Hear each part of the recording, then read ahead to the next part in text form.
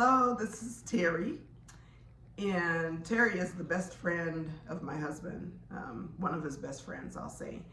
And I've known Terry for as long as I've been married to my husband. And Terry will be talking about, he has his own topic today, pretty much, something that he reached out to me about. I don't know a lot about the topic or where we'll go with it, but one thing I want to start off asking you is, or no, actually I'm going to tell you, because I don't know if you ever knew this, but my mom loved you. And my mom, so Terry was at our wedding, and I don't even know if mom remembers you from the wedding, but she saw me in a church event. She ran into Terry at a church event, and she called and was like, "Who, D, I saw Damon's friend, Terry. Oh, I sure do love him." And she went on and on and on, because Terry's a dancer. And so you were involved in some kind of dance show. Yeah. And Mama just, oh my gosh, she really, really, really loved you. So you've always been special to my heart. Yeah, yes. yeah. So Sure. I wanted to mention that. So we're going to, I'm going to open up the floor to Terry. And we're here to help, and I pray that what comes out of this video, this interview, is a blessing to others. So where would you like to start? First, I'd like to start by thanking you for doing this. Yes. I told you this when I saw your first video, when you did your own testimony, that I felt blessed. I felt, oh, good. I felt like it was courageous of you to do that, to tell your story, because there's a lot of people that go through things and they don't share their life lessons because they feel they fear judgment. Absolutely. And to me, the bold ones are the ones that help people through their life. Like I'm a basketball coach, so I always tell the young ladies that I coach at Thornton High School, the Trojans. Hello, Trojans. I always tell them I teach life lessons through basketball. So any sport I've ever done, coaching football, basketball, I coach volleyball, I teach life lessons through it. So I share my testimony, like going through a season. Like when you go through a season, there's always a testimony in the season, the things that you go through, they help you grow. So when I seen your video and you were sharing your testimony, telling your truth, it inspired me, and I reached out and I told her I would love if you taking any more people to interview, I want to be part of that journey. Yes, so I thank you. I thank you for it. I feel privileged to even be able to do this. I appreciate you. And I just it was just something on my heart, and honestly, I just a lot of crying back then, but I just was like, if I'm feeling like this, how are other people feeling? And if I could put it out there, I don't I'm beyond a point of worrying about what people think, because I know we're all human and we all encounter problems. But because of my helping heart, going through so much, and the things that were going on at the time, I was just kind of like surrendering to Christ, like, what can I do? And it was just put on my heart, share what you're going through. And I thought, well, I'll do that, because if I can help someone else get through what they're going through while I'm going through my storm or coming out of a storm, that's what I'm here for. So thank you. The beautiful thing, like you said, a lot of crying, a lot of tears and things like that. Some people look at it as a weakness or something like that. But people don't, if you pay attention to the scripture that says, weeping may endure for the night, but joy comes in the morning. The weeping part of it is the encouragement of strength. It's the giving of strength. Okay. So that's the reason why joy can come in the morning, because now you've conjured up your strength to keep going. Yes. And so, like, I say that to people, like, don't be afraid to shed tears. Right. Don't be afraid to show your tears. Because I know, haven't had the experience to have to do a funeral, and seeing people cry and let things out, and then afterwards to see the now you can celebrate the person's life, and see people at the repasses, and they're smiling now. If it wasn't for the tears, you wouldn't see that. People Amen, who try to that's hold their true. tears in and things like that, you see anger, frustration, because they're holding it all in. There's no outlet, you know, and that's what tears allow. That's what allows the strength to come in, because you're letting you're letting things out. So that testimony and that which you did allowed you to be able to stand in front of that camera and tell your story. That's deep, Terry. You know, what crossed my mind when you were speaking about that is my mom was somebody I always leaned on spiritually. Well, you know, she just always seemed to have the perfect words to comfort me during my storms. And one thing that she told me, we had a deep conversation on the phone, and she said, Dion, when I'm gone, and you think about me, and you know, knowing that I'm no longer here, and you need to cry, you cry, you just let it out. And I had many of those days because for years I used to tell my family, I said my mom was my rock, my spiritual rock, and after she left, I was like, I have nobody to really guide me. So I was kind of reaching out for other spiritual encouragers to keep me going, to help keep me going, you know, and I just, there were times that I felt like I had no one. So yeah, many tears, and I don't want it to seem like I didn't, like I had people, but the spiritual walk that I felt internally, I really knew that my mom was a great supporter to making sure that I stayed on, you know, that I fought to stay on track, and that's what I was, maybe the support I didn't really so much feel like I had, because I was on this journey all by myself, which sometimes God allows. You know, that leads me to something that we kind of talked off camera about this, but it actually leads into my first journey when I recognized God and Him being there. Okay. And How old were you? I was 6 years old. Okay. And it was like, and I was living in a foster home, just putting that out there. And I remember I was walking down the aisleway of the foster home that I was in, and I was looking up, and I would always see this, it was like a poem, you know, and being 6 years old, barely learning how to read, I see this vision of like sand and these footprints in there and stuff like that. And then, you know, as I started to get more educated in school and being able to read, I began to read this poem. And in it, it was, you know, because I love stories, I love telling stories, I love hearing stories. And as I'm reading this story, it was talking about how it was this person walking on the sand, and they were walking with God. And it was showing flashes of their life. And I'm pretty sure most of y'all out here have heard of this particular poem, the Footprints poem. And then it was like every time there were troublesome times of going on in their life, the person looked down, and instead of seeing two sets of footprints, they would only see one. And it began to disturb the person. So they got to a point, like, because him and God was like revisiting everything, and he turned this person, he or she, you know, it never said which one it was. Right. But this person turned around and said to God, why is it I always see two sets of footprints, but during my most troublesome times, I only see one set of footprints. And he's and in a assumption, as we all do as human beings, you know, we assume the worst. Yes. They said, the person said to God, why is it during this time frame I see one set of footprints during my most troublesome times? Why would you leave me, forsake me at that time? And the thing I loved about the poem that I had read, because I know there's some tweaked versions of it, the one, I kind of got it like God kind of laughed at him, at the person. It like kind of like, that's funny that you would say that. Right. That's funny that you would even think that that's the case, that those are your feet.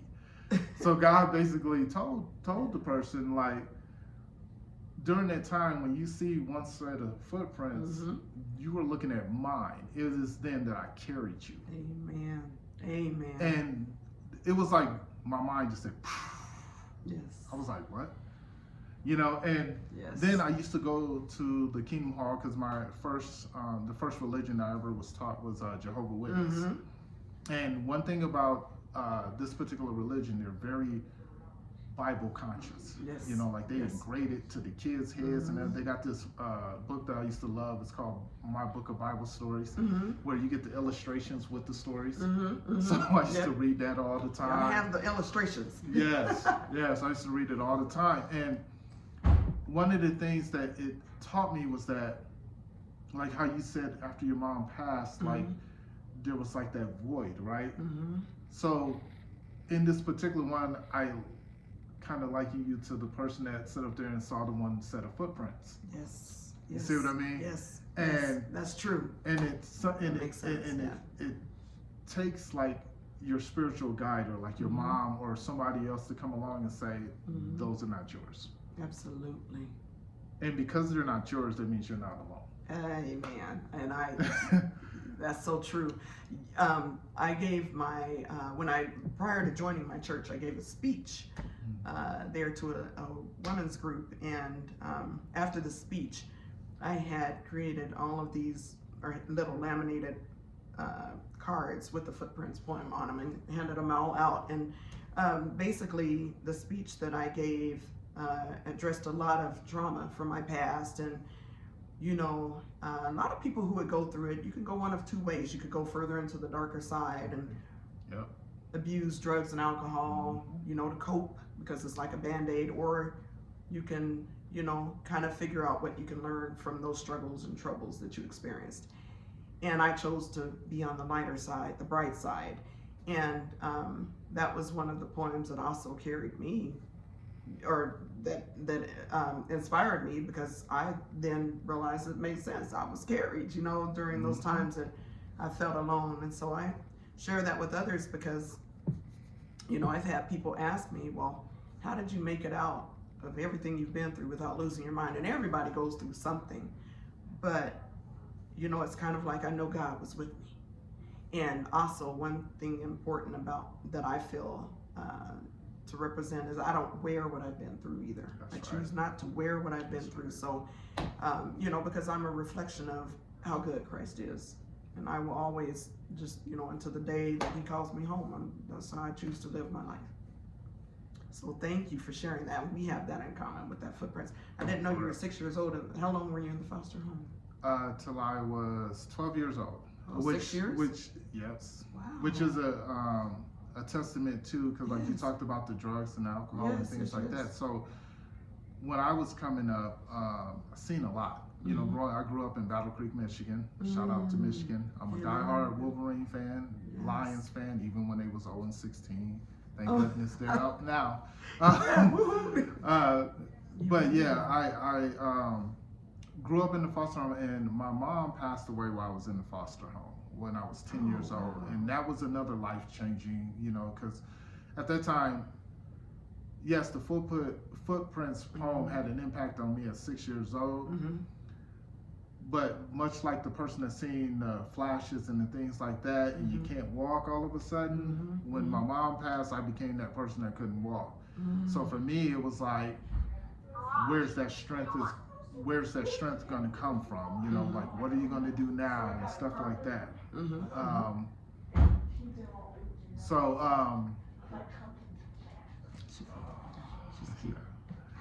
So at that point, it's like, you know, that's when it became real. Like God actually, I recognized that He had to carry me. Wow. And you were only 10? Yeah, because at that point it's like, you know, I just lost the woman, the love of my life. You know, my mom, much like what you went through. Yes. And I did it at 10 years old. But a strange thing happened to me though. In the midst of my sorrow of losing, you know, my mom while I was in the foster home, there was things that happened in strength where it said, I wanted to be the type of man that my mom should have had. I wanted to be a man that she would be proud of, a son that she would be proud of. You know, I wanted to be a father to my kid. Like I made all these proclamations when I was 10 years old. Wow. Like you talk about, like some people choose to go to the dark side, some people choose to go to the bright side. And for some reason, the bright side stood out more to me than the dark side. Yes. Like those things that had an impact on a lot of people that I seen growing up, I never wanted them part of my life. Absolutely. And then I got blessed when like I said, you talk about God carrying you. Well, part of that carrying, He carried me to my aunt's house when I was 12 years old, who took me in and raised me and guided me and showed me you know, gave me dreams. And she didn't have to do that. I see a lot of relatives don't want to be bothered with the kids in the home. She did not. That is is that Mama Edna? Yes, Mama Edna. Mama Edna, okay. Mama. Beautiful. Yeah, I have Shout her outs, on my, hello, Mama moms. Edna. Yes, I have her on Facebook. Beautiful. Yeah. She took me in, and she helped, her and my Uncle Kurt, they took me in, and you know, with my cousin Nikki, my brother, sister Nikki, my brother Bill, my brother Bobby who passed away, my sister Sherry, even shout out to my Uncle Marshall who moved in with us and was another person I looked up to. Like, these are all people that I looked up to within my family that really helped me fulfill that proclamation that I made when I was 10 years old. Because they were examples of those things that I said I didn't want in my life. They were examples of, if you don't want them in your life, then this is how you're gonna have to do it. I got you. They reared you. Yes. Yeah. Wow, that's deep. So yes. Yeah, I like that. I love that story. And so, you know, and then that led me. Such a young man. Yes, and it's amazing to me. Like I always tell people, like, you know, I know the youth of today, sometimes when we're older and stuff like that, we don't listen to the youth. You know, like we think, oh, you still got some growing to do. You still learn some things. But no, I get you. You'll be amazed, some of the things that God is doing in the youth of today, the youth of yesterday. You know, like, because things that He was doing in me, that God was doing in me, nobody would have. You wouldn't have seen it coming. Wow. You know? Yeah. And unless you took the time to actually get to talk to me, you never would have thought that, you know, this man is being carried. Ooh. He is being carried. And I'll never take that for granted, that I'm carried. Like, it is not me that walks alone, you know? I'm privileged when God sets me down and say, okay, I see you're able to walk now, so we can walk together. Yes, you're right. I take solitude in that. Oh, that's great, Terry. And the people that have come in my life, like I said, I named all of them. You know, shout out to my brother Tony, and my sister Rochelle, and my nieces.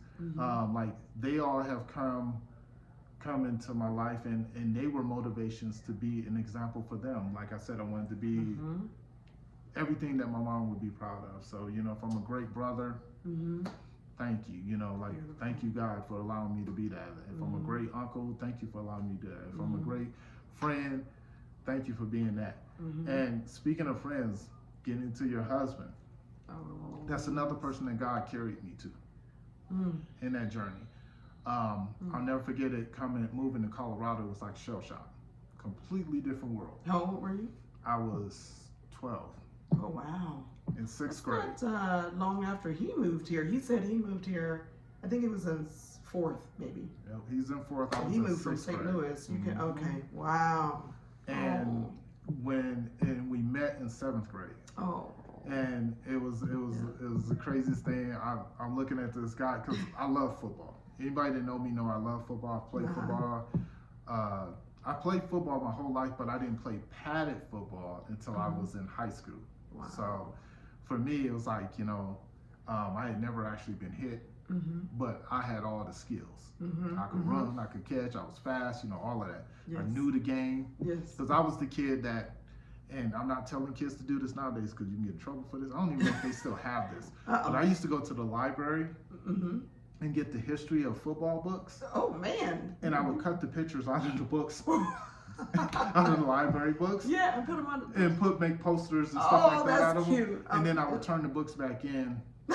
And with the cutout picture. That's how much I love football. Like, I love the game. When you were young. Yeah, I was in elementary school.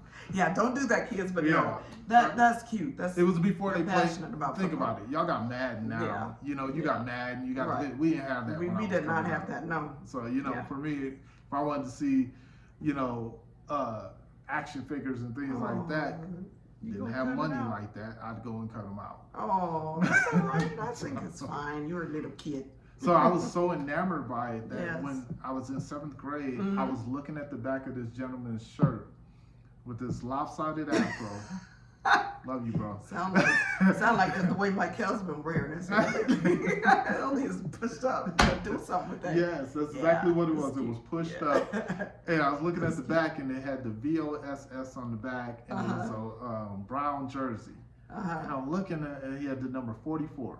And I'm looking at it, and I was like, I wonder if he played football. So, you know, I just tapped him on the shoulder. I said, hey, do you play football? And he was like, yeah. I said, cool. Oh, that's sweet. And then he was like, do you play? I was like, I've never played paddle football, but, you know, and then we just started chopping it up from there. And then I never had to come to him. And you know how, like, some kids, you go, oh, you gonna be my friend? No, never that. It was like from day one. Wow. Day one, we was like, that's sweet. Best friends, brothers from that time on, and even to this day. Yes, all these years later. I was telling Dion this story in regards to, she asked me the question like about, we were going over like when we met, you know, and stuff like that. And I, you know, of course, physically, I met her when they got married, physically. But I was telling her, he surprised me. I was almost in tears. Go ahead. Sorry, I was just like. Yeah, I told her I met her before I ever met her. Yeah. Like, I met her a long time ago because... And I was looking at you like... Yeah. Terry, I can't play these mind games. This is serious. See, I'm metaphorically deep, but it's true, though. It was really true. Because Damon used to talk about this lady so much. I mean, we'd be going to the club to go dancing, and, you know, stuff like that, and hanging out, and I'm talking about who I want to meet and stuff like that. And he driving, he just... Man, Dion, man, this girl at my work, man, she is beautiful, man. Like she, man. But she won't give me the time of day because she's with this other dude, and he just ain't treating her right, you know. And he used to tell me that all the time, and I'd be like, well, bro, like if she didn't give you the time of day, move on, you know. Like I'm trying to tell him that, you know, I'm trying to look out for my boy, right? He's like, nah, there's something there. You know, like, well, so he was my friend, though. But... Yeah, you know, and so when he said there's something there, because I know him, and because I know like you know, like you saying that, and we on the way where there's gonna be like fish all over in the sea, and you saying there's something there, and like you willing, I said, she must be special. And that's so sweet. You know, it's so sweet to hear, and it touches my heart.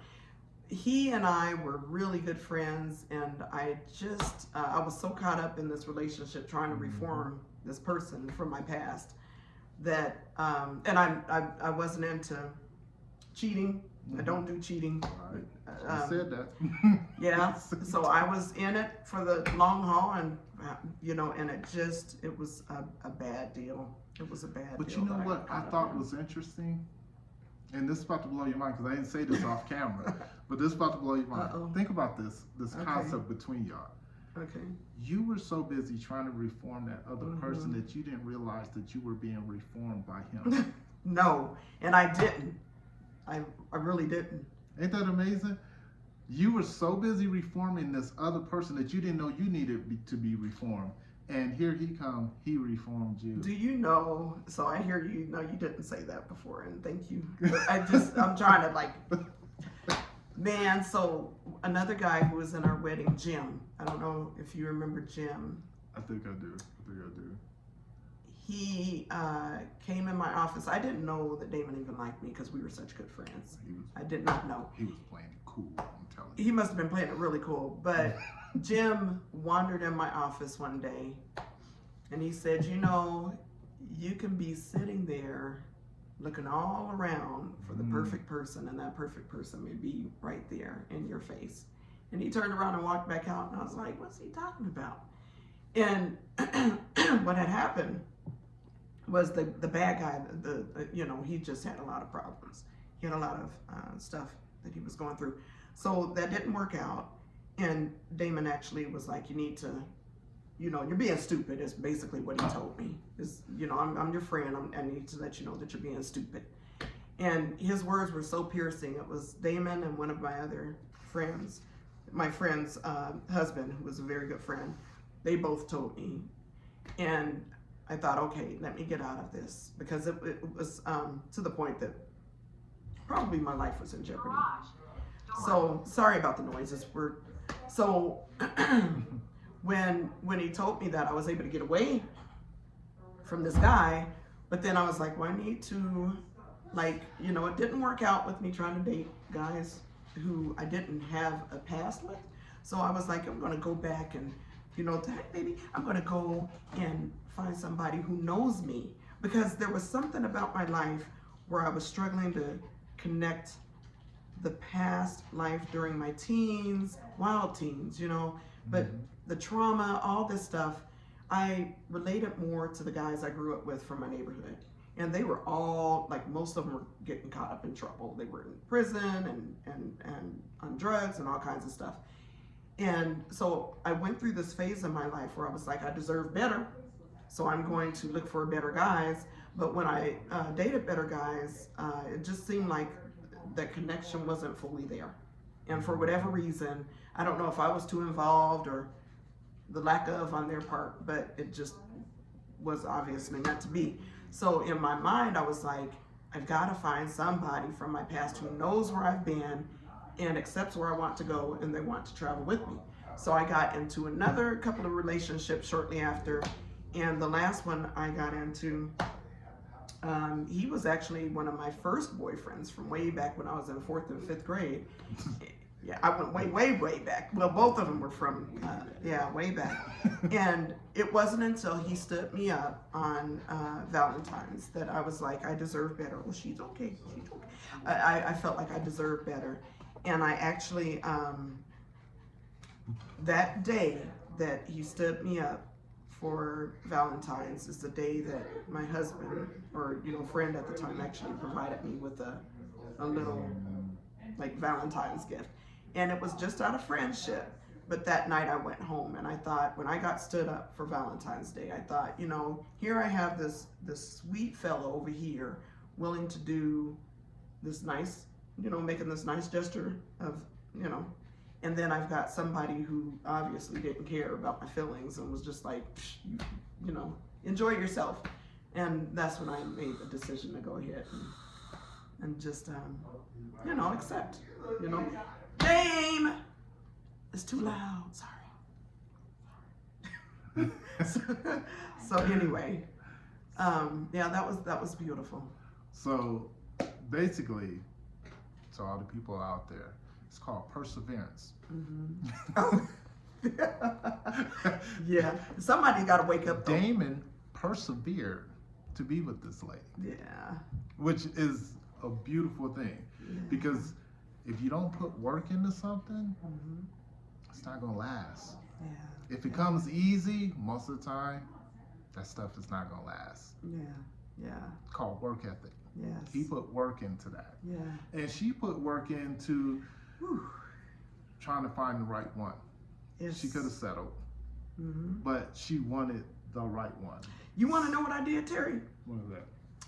I was so fed up with my, I don't even know if I should call it bad luck. Obviously, it's, you know, God was removing people for a purpose, but I was so fed up with where I was with the dating scene that I took a sheet of paper and I said, God, I'm going to rely on you to give me who I know I deserve. And I took a sheet and wrote, like, the bad qualities that I didn't want, you know, I don't want this, I don't want that, I don't want this. And then I wrote what I did want in a man. And I put it in the Bible and left it there. And he has met those he's, you know, he's that man. He is that man. I put it in the Bible and left it there. And honestly, before we started dating, I had actually given up on dating. And I was like, I don't even want to date anymore, because I think I was getting burned too much. And I left it to God, but I almost missed the boat, because when he invited me out on a date, I was kind of like, I almost didn't accept. I was so kind of acting a little harder back then. No, you know, it's funny because my story is exactly the same. Really? Me and Michelle, exactly the same. Really? Yep. Look, when I was dating somebody, well, first of all, me and her met like in church. But when I went to this particular church, the person got me to go to church because, look, I'm not gonna sit up here and try to tell y'all like I've been perfect, But there's certain things that would attach to me, like, you know how you had the crutch of, like, you know, like dating somebody from your neighborhood and things like that. Yeah. Well, I was one of those people that had to date somebody who had problems. Yeah, like it was common. Damsel in distress. Yes. If you was a damsel in distress, you had a chance with me. Because Like I me. was in the business of trying to save you. That's what I was doing. I know. That's what That's what I was doing. They were the ones that I was comfortable with, and I grew up with, and I knew their stories, and I was like, hey, let's ride. Yeah, we're gonna go to the other side together. The bigger the problem, yes. the bigger the problem, the easier it was to get me. Wow. If you didn't have no problems, I probably looked over you. Because I didn't feel like you would need me. that was my mindset That back does then. sound like my life. I'm telling you, Okay. that was my mindset Yeah. back then because I wanted to help. Yeah. I wanted to help. Yes. You know, Yes. and I Yes. said I Yes. wanted to be the type of man, and you know, my gift and my curse. But I said I wanted to be the type of man my mom should have had. So I felt like, you know, if I was her man, I would have helped her. So That I makes had to have a sense. woman that had problems that I could help. Oh wow. The funny thing is that wasn't God's plan for me. That's just was my mindset. Mm-hmm. Mm-hmm. You know, I thought that that's the only way that I could be that. I understand that, and that's exactly what I was going through. And Just what trying to help. the amazing thing that happened, much like you, when you do that so much and you getting your heart broke, and you constantly you're like, man, I gave all of this just to still end up with that result. You know, I give him my heart, I give him money, I give him my time, I give him my love, my passion. I tried to give him God. Like I tried to give everything, and just kept ending up with me with the broken heart, left with the broken heart. You get to the point where you turn around and you're like, okay, this ain't meant to be. So I did the very same thing you did. Wow. I wrote a list down. I didn't check with God though. That's the only thing I didn't do. I didn't check with God when I wrote the list. But I just sat down one day after a breakup and I was just like, look, I'm gonna write down what I want, these qualities that I would want, that I feel like, you know, I would need. And in the process of writing all them qualities down, not one of them qualities that I wrote down said, I need you to have a problem. Oh, okay. Yeah, that's the interesting part. Yeah, I kept finding and looking for women like that, but when I wrote my list out, It wasn't my list didn't say have a problem. And that's the way it should be. Absolutely.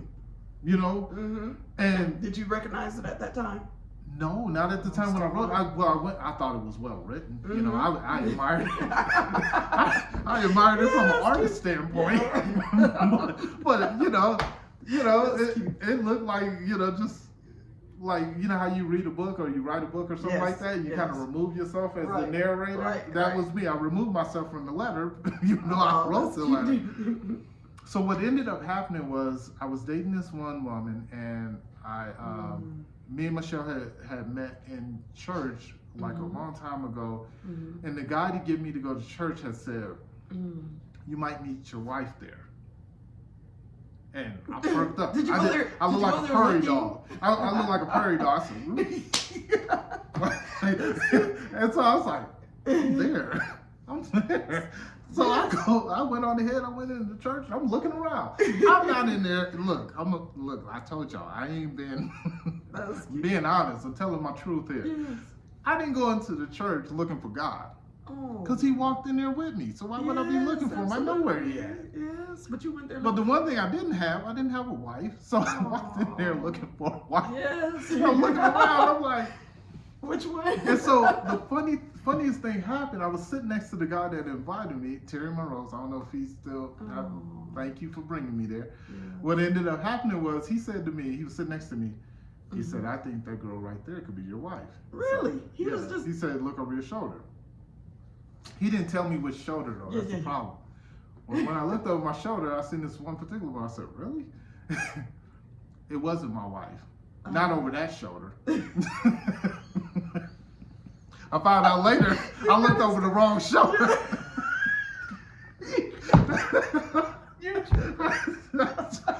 Telling my truth. I was like, okay. And trust me, Michelle reminds me every day. I looked over the wrong shoulder. So imagine that she was an older woman, right, or something. No. The woman I looked at, I was like, oh, that's, like, cool. Like, I wasn't disappointed. I'll just say that. Right. I looked over the shoulder. I wasn't disappointed. But I just found out later, because this person was not trying to receive me. I literally went to this person. I was just thinking she was like super old or something. No, But I still, went to this oh person my gosh, and I said, you were supposed to be my wife. You did? I did. I'm telling my truth. Wow. I'm not gonna say her name because yes. because it was a troublesome time when you tell somebody the wrong information. Especially if you're dealing with somebody who doesn't want to be bothered. Exactly. Like there are some women that my mom was one of those women that's like, I'm done. She was not trying to hear me. She was not trying to hear me. Yeah. And I'm sitting up here trying to, like, something wrong when you got to convince the person that God is talking to you. I'm trying to convince her that God said this. She looking at me like, no, you talking to the wrong sister. She said, I'm still waiting on God. I was like, well, He's with me right now. He's saying that I'm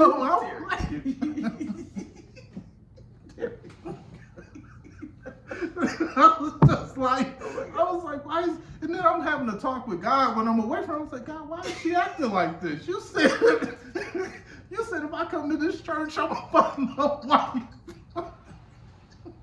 I was like, why is she not, how come she can't see me, but I can see her? Because it wasn't meant to be. Oh my gosh. I'm telling you. The moral of the story is, make sure you're looking over the right shoulder. When God's talking to you, make sure you're looking over the right shoulder. Oh man. So was she on the other side? She was. And you and Michelle. She saw me. That's I funny. didn't see her because I looked the wrong way. You have me sitting up here. I didn't expect that. I told you I had some stories. Yeah, for you do. How long have y'all been married now? 15 years now. Oh my gosh. Yeah. Man, that's a blessing. It I know. actually turned. Well, man. That's the thing. Dear. So we had a separation time because I had ended up leaving the church, and then. And this story is funny too. Terry. You got me sitting up here.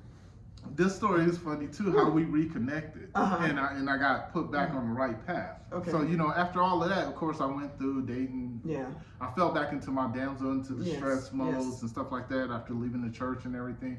And then turned around and I was with my daughter. Shout out Precious. Hey, shout Precious. out Trey. Baby Precious and Trey. Shout out D. Yes. And Deja. And Deja.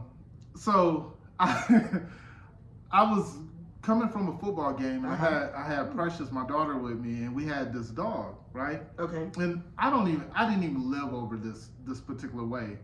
Over here, like Tower Road 97, I lived way over there, like by where y'all live, Centennial and stuff.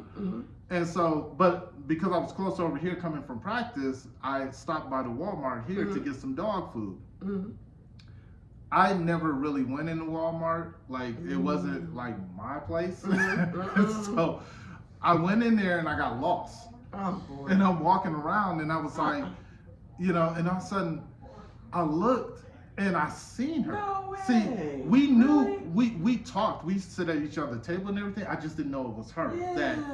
Yes. And so I remembered her from church. Yes. And it's like, I want to say, I think it was about 10 years later or something like that. And I said to her, I was like, hey, you ever did that where you don't remember? Right, I do that. Remember, everybody in church, for those who know what I'm talking about, is called sister or brother. Right? Yeah. I said, hey, sister. And she remembered my name though. She was like, Brother Terry. And I was like, hey. So we sat there and I was all happy to see her and stuff. Yes. And I had always thought she was cute in church, but when you're in church, you're not allowed, or at least I felt like you weren't allowed to compliment people. So even if you looked at them and thought they were pretty and everything, you're not really allowed. And plus, I was on that whole thinking that I'd be cheating on the woman that God said that was supposed to be for me. If you So I don't definitely know, wasn't gonna say nothing. Absolutely. Yeah. And so we were talking and everything, and I was just like, we was in that Walmart for an hour. Now, don't judge me on my parenting, because my daughter was 15 years old by this, 14 years old by this time. So she was more than capable of staying in the car by herself, and she had to stay with the dog because we couldn't bring the dog in Walmart. But I was in Walmart for an hour talking to her and forgot that my daughter was in the car with the dog. Yes. And so finally, my daughter came in to Walmart and was like, "Dad." And I was like, "Oh snap!" You know. Wonder what Michelle thought. Was like, "You had your baby in the car." Yeah, she looked at me. She's like, because Deja, her daughter, was with her. Yes. And so I was like, "Oh yeah." I said, "That's right. I'm supposed to be getting dog food." And I said, "Do you know where this at?" So she showed me where the dog food was. So then we separated, and then, you know, when I'm getting ready to check out, we came back together. And when we came back together, she was like, "Hey, like, you know, like, I asked her, I said, "Hey, can I have your," I said, you know, because we had such a great conversation, I was like, I was thinking friends, you know? Right. Because I was, and it's true, I really was thinking friends, even though I was with somebody. I really was thinking friends. And I asked her, I said, "Hey, we should exchange numbers," you know? And so she was like, "Yeah." So I got a pen and I went to write her number down, and she was waiting on me to write her name. This whole time I hadn't said her name because I couldn't remember her name. Right. And so she goes, you don't remember my name, do you?" Yeah. And I had to tell my truth. I said, "No, I don't." Yes. She said, "It's Michelle." And so then we laughed about that. She said, "Yeah." She said, "I knew you didn't remember my name." I said, "But I remember your face. I remember where I know you from. I remember, you know, like." And so then, shortly after that, she did the same thing for me that Damon did for you. What's that? We were talking on the phone, and I was telling her about my situation, you know, my relationship. And I was saying she's acting funny, and she da-da-da-da-da-da. And she turned around and told me, she said, "Yeah, I'm going to be honest with you. She cheating on you." I was like, "You think so?" You know, me being naive. And she was like, "Yeah." She said, "You know, it makes no sense to be moving like that, basically." Yes. So, me not fighting it, I immediately made my truth, called, broke up with the relationship with no intentions of, and at that point when I did that, I said, "I'm done." Wow. I did the same thing as you. I was like, "I'm done dating. I'm cool. Like, I'm just gonna focus on raising my kid and just move on with my life." Especially when you have kids. Yep. Chris wasn't really into me dating anybody. You know, at one point, he wanted me to get back with his dad for a period of time in his life. And when he realized that, I was like, "Baby, that's over." And so when he realized that was over, he didn't want anybody, and except, you know, when he met Damon and got used to him. That's a funny story too. That's cute. Same thing. Yeah. Well, not that she didn't want me to date anybody, but she was more so like. So I'll tell you what ended up happening real quick. So as we started, like, you know, spending time together and stuff like that, because like I said, I was in the phase of like, we're friends, you know, I'm not trying to move. She was in her phase where she just was cool being friends, you know, like she wasn't trying to fight nobody either. And then one day, that letter I wrote, I pulled it out. I pulled it out and I read it. And for some reason, when I read it this time around, I read it different. All the attributes I wrote down on that letter, she had. Yes. And Michelle's a nice woman. She's always, like, I knew from day one when I met her, she's a sweet woman, very sweet woman. Yep, all that, I couldn't believe it. That's beautiful, Terry. I was like, I wrote that thing 4 years before we even reconnected, and to read it back, and this person had, because like I said, the person on that letter had no problem. They didn't need me, because one of the things I said on there, I said I wanted a woman who was independent but not independent of me. Right. I wanted her to not need me but want me in her life. Absolutely. Like, those two things are different. Like, the women that have problems, it was like they needed me. They had to need me in their life, or you know. And then once they didn't need me no more, what did I become? Right. Then you walking all over you. Yeah. So that's where it was like different, and so I didn't have to save her. Oh yeah. You know what I mean? Yeah. I didn't have to save her, and that was that took some adjustment because I was used yeah, to being right. in that position. Yeah, that is, yeah, That took some yeah. major adjustment. When you get used to dating certain people. And for me, now when I look back, what was so sad, I think it was harder on my son, because when he came into the world, you know, he always knew his dad. Dad was real chill and cool, you know, never, he wasn't about all that crap. And then the people that he got to meet that I was dating, they were all on good tracks. And so when I made that one mistake, and you know, I was like, I may as well go back, not even taking into consideration how it would affect my son. You know, I'm bringing my past, I'm inviting my past into my present life as a parent, and that hurt him the most. And I didn't even realize. You don't think about, you know, I would like to say, you know, if you have a desire to date and you're raising kids, please prioritize those kids, because if you make the mistake by bringing the wrong person into your life, the kids get damaged. And Chris is fine now, but he was so young that it later came out during his teenage years. And I mean, I was well into my marriage, and he was still holding on to that resentment from me bringing this horrible person into his life. And he actually referred to him as a devil when he first met him. Wow. Whew, so y'all. Well, that's amazing you say that, because that was one of the tipping points for me to remember. I said it was difficult. You know, it was strange to me and kind of difficult because I wasn't used to having somebody that didn't need me. I wasn't used to being with somebody who had their stuff together and, you know, stuff like that. So because I was in uncharted waters, I seek the advice of my daughter. Okay. She was 14, Yep. and we went for a walk one day, and I asked her, I said, how do you feel about me and Michelle dating? What would you think about me marrying her, and, you know, things like that? And she took this long, like, pause, and she said, you know, Dad, you've brought a lot of women in life. She's like, and some of them I've gotten attached to, and then they're gone tomorrow, and this and that. That hurts kids and like too, when man. she started saying stuff like that, this thought went through my head, like, oh my God, am I giving the perception to my daughter like I'm this player, like I'm just this, you know? Because it was, I was one of those people, like I wasn't with people very long, because like if you was on some other stuff, you know, like I was quick to be like, all right, I'm moving on, or they just didn't stick around and they move on.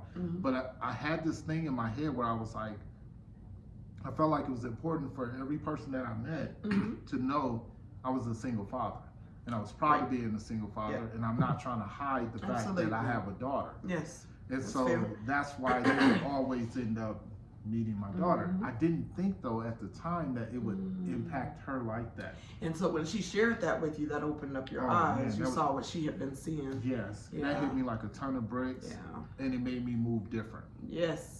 It's You all know, about the kids. And it opened my eyes to appreciate what was in front of me. Wow, that's beautiful, You know, dear. and I thank her for that. Like I think, and this is what I was talking about when I say God carrying you. Like I didn't see that for myself. You know, I didn't see that I was doing that. I didn't see how much, you know, it would change my life, the course of my life, or anything like that. And so that helped the settling of Terry. Wow. And 15 years later, y'all are doing this blessing. Yep. I love 15 seeing years you later. in this position. I love it. And you deserve it. Thank you. You deserve it. Thank you. Yeah, absolutely. What a blessed story. Do you have anything else that you would like to share? One other thing, and this is like, it coincides with my brother and what he does, what Damon does with the coaching. Much like him, you know, he coaches to help the youth. He coaches to give back, to see them succeed.